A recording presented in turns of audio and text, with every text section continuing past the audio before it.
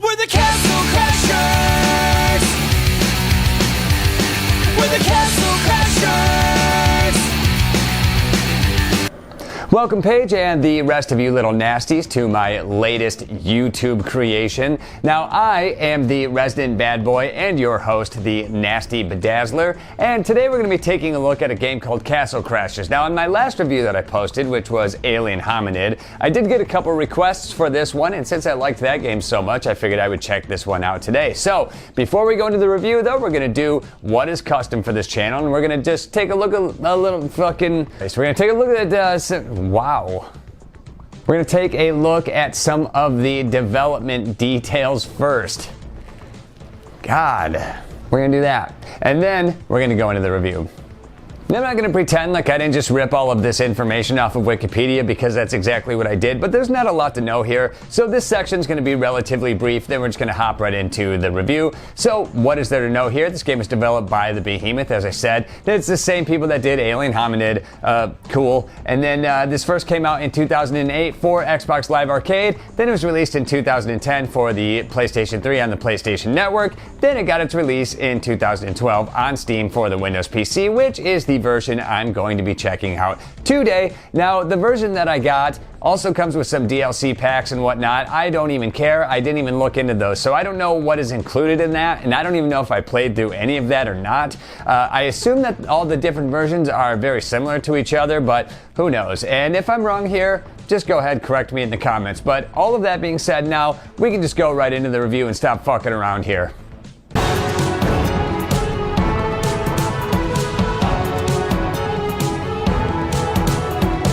The story begins with a dark mage stealing a crystal from some king and then kidnapping some princess. Look, I honestly don't know, and I honestly don't care. It matters so little in this game and only serves to act as the very basic building blocks of a story for which this game can exist around. Basically, what you're doing is playing the role of an incredibly adorable knight trying to rescue a princess so that he can kiss her by slaughtering more people than Genghis Khan.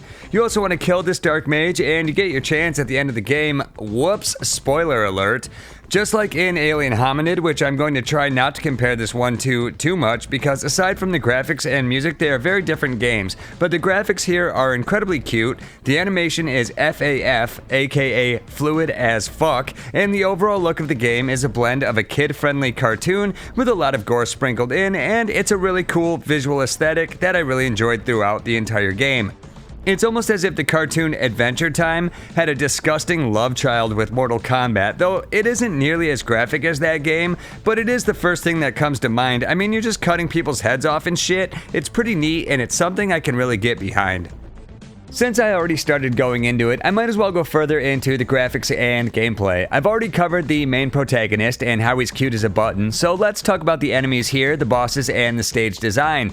The enemies are a mix of human and monster, and near the start of the game, you'll mostly be fighting other knights or just random folk and destroying them. But as the game progresses, you'll be killing more ominous creatures like fish monsters, giant scorpions, flying devils, and even aliens that look ripped right out of Alien Hominid. Like in most games, I usually enjoy killing humans more than I do their supernatural counterparts for no reason. I just find that most enemies that aren't human are a pain in the ass to kill. Just like the knight you play as, most of these enemies look more harmless than harmful because they are all very cute, which makes murdering them that much more satisfying. There isn't exactly a huge variety of enemies here. Most of the human characters are slight variations of each other, just with different outfits, though the monster creatures are generally unique from one another. Throughout the course of the game, you'll also go up against quite a few bosses. There are plenty of these freaks to slay, and they range from very easy to very hard, and I didn't find very many that fell right in the middle of these two categories. For the most part, many of these bosses I defeated on my first try, though there was the occasional random boss that kicked my asshole in over and over, like the catfish on this river stage. I don't know why, but this thing killed me so often, and he was one of the earlier bosses. To put it into context, though, the catfish boss killed me 5 times, while the final boss with his 5 or 6 different iterations I was able to take down on my first try. Maybe it was because I was better at the game at that point, but I just found that the boss difficulty was all over the place. But despite that discrepancy, I can't fault the game too hard since all of these bosses are unique from each other. They almost remind me of Cuphead in a way, where each boss is just wildly different with their own weak points or attack patterns you need to discover. Overall, they are fun to play and hardly ever frustrating, and I mean, again, you'll probably beat most of them on your first try unless you somehow suck at video games worse than I do, and that seems highly unlikely. Mostly though, when I died in this game, it was by getting insanely overwhelmed by 10 or so enemies on screen that wasted no time kicking the ever-loving shit out of me and draining my health within seconds. Finally, let's talk about the stages, which there are plenty of. You navigate to them through an overworld map similar to Super Mario World. Once you conquer a stage, the next path or two will unlock in most areas. Some areas you can only proceed through if you've procured the necessary items, and they aren't ever really hidden or difficult to find. If you continue to play through the stages that are unlocked, you will eventually get the items you need in order to proceed. It's not exactly rocket science, and unless they are so incredibly well hidden that I couldn't find them, there's not very many secret paths or the like for you to uncover, so just keep pressing onward and you will work your way right to the end of the game.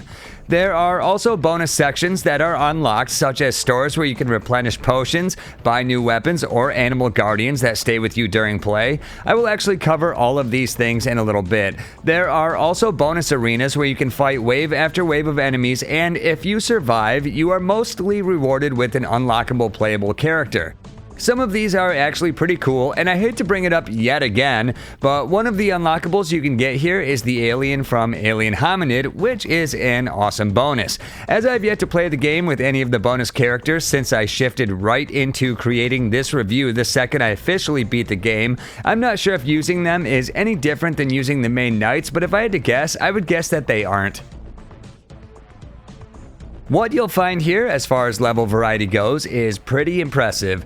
There are so many different variations of stages to keep the game interesting. There's the obligatory castle stages, hence the name of the game. There's deserts, rivers, woods, a swamp, alien spaceships, and I know there's a few I'm forgetting.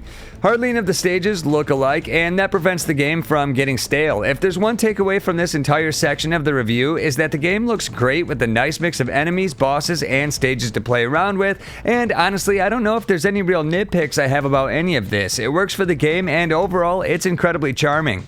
I could say that there are some stages I didn't exactly like playing, but as far as the graphics go, everything works real well here. The music in this game is also pretty goddamn awesome. Now, it's not like Alien Hominid quality, but not many things are. That really sets the bar pretty high, and I don't expect a lot of games to come close to that. But again, that's not to say that this music is bad, because it's not. It's actually really good. And from what I understand, a lot of the users on Newgrounds, which is where Alien Hominid was first released, are the ones that composed this soundtrack, and for the most part, I'd say they did a pretty bang-up job, and I'm pretty impressed with the work that they've done here. Now, I'm just gonna play a couple tunes for you, just so you can check out what's going on with this game. For the most part, though, the music here is really top-notch.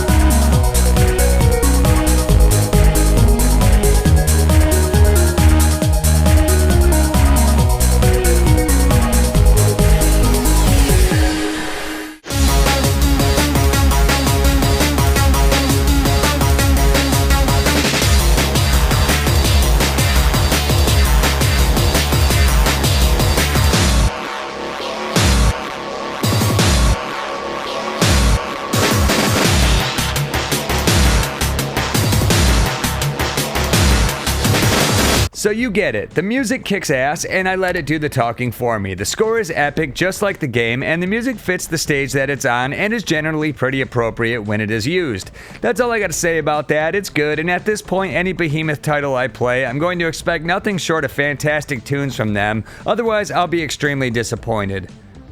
Let's shift gears here and discuss how the game plays and the gameplay mechanics. As I mentioned at the start of this video, this is a 2D hack and slash title in the same vein as Golden Axe, yet it is much more polished and refined than that title, and it better be considering it came out almost 2 decades after that one.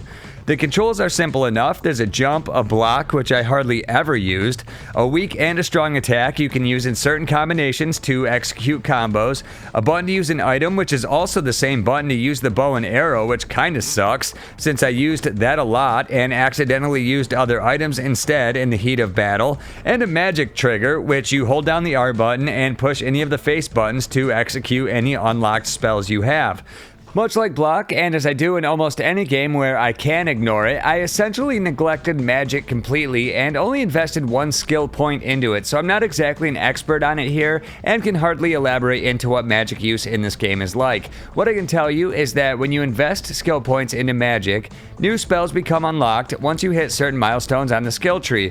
I beat the game with only the first spell unlocked, so again, I can't comment much further on this. Maybe magic sucks ass, maybe it's awesome, I'll never know because fuck magic.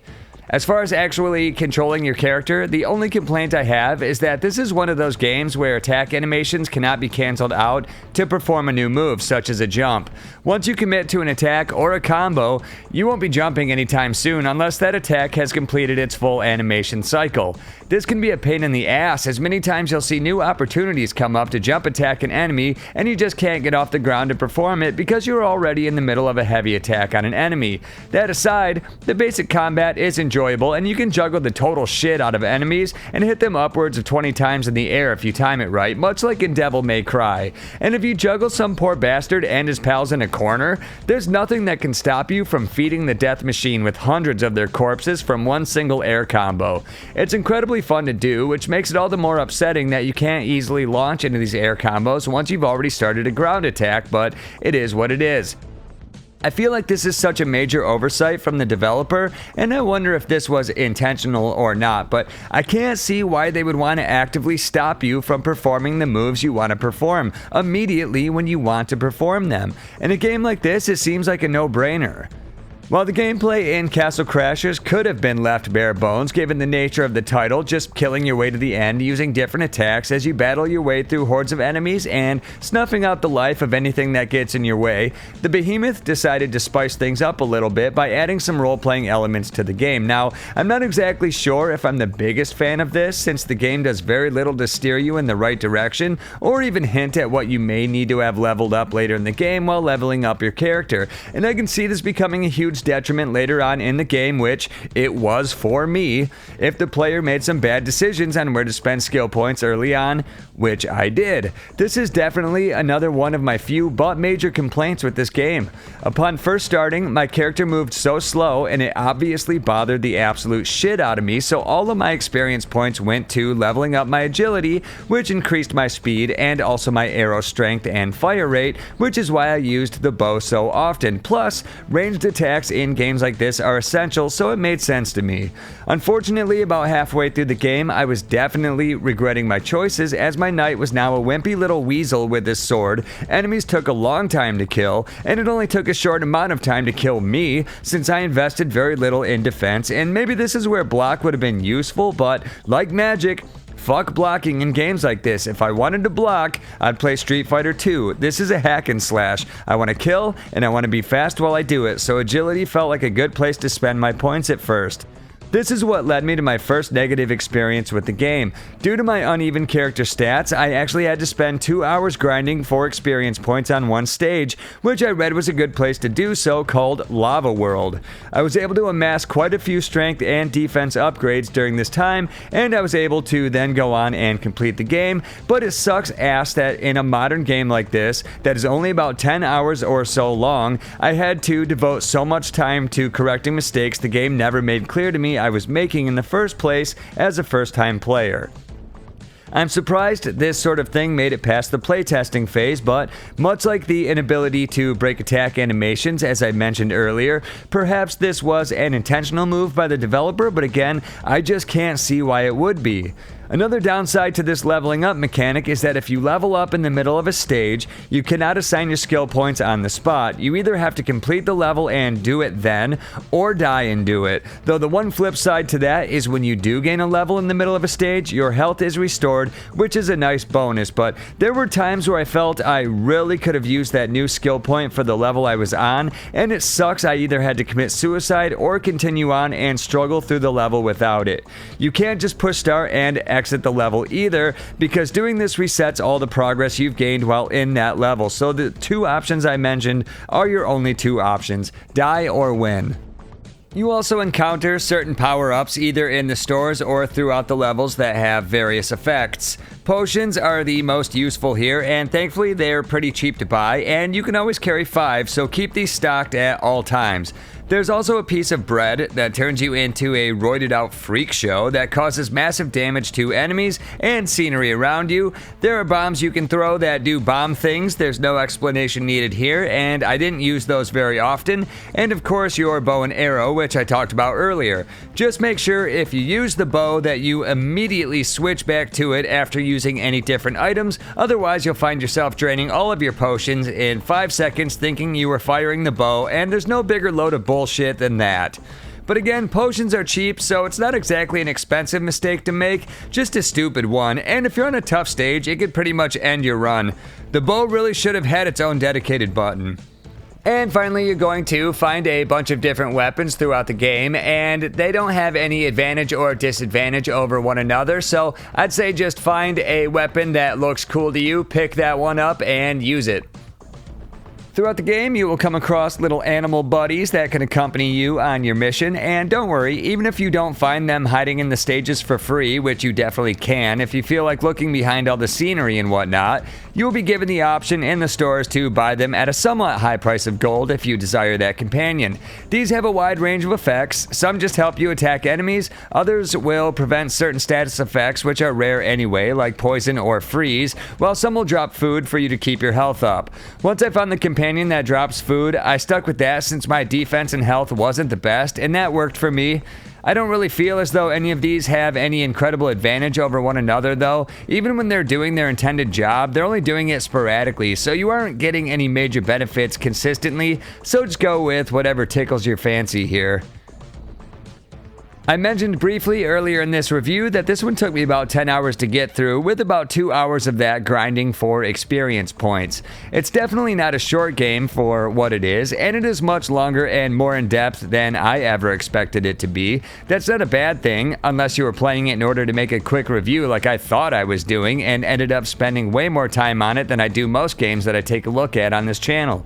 Generally, games like this are short so as to not overstay their welcome. The formula in a majority of these types of games tends to get stale after an hour or two. However, in Castle Crashers, I found that the variety of levels, bonus stages, the different bosses, power-ups, weapons, combos, companions, and even the leveling system all made this one, for the most part, breeze by with very little boredom throughout. It's not without its faults, and my biggest issue, and one that pissed me off pretty hard at the time, was needing to resort to grinding in order to proceed through the game, something I never expected to do on a title such as this, but once I got my knight to where he needed to be, I found the second half of the game to be almost as enjoyable as the first, which is a pretty big accomplishment. Would I recommend this one? Sure I would. It is a ton of fun to play through, and the game design and graphics are generally top-notch. It's funny to think that the Behemoth was, up until just a few weeks ago, a developer I've never even heard of, and since that time I've now played through 2 of their games that are the top of their class. I know they have a couple other games, Battle Block Theater and Pit People, which I know absolutely nothing about, and maybe sometime in the future I'll take a look at those as well.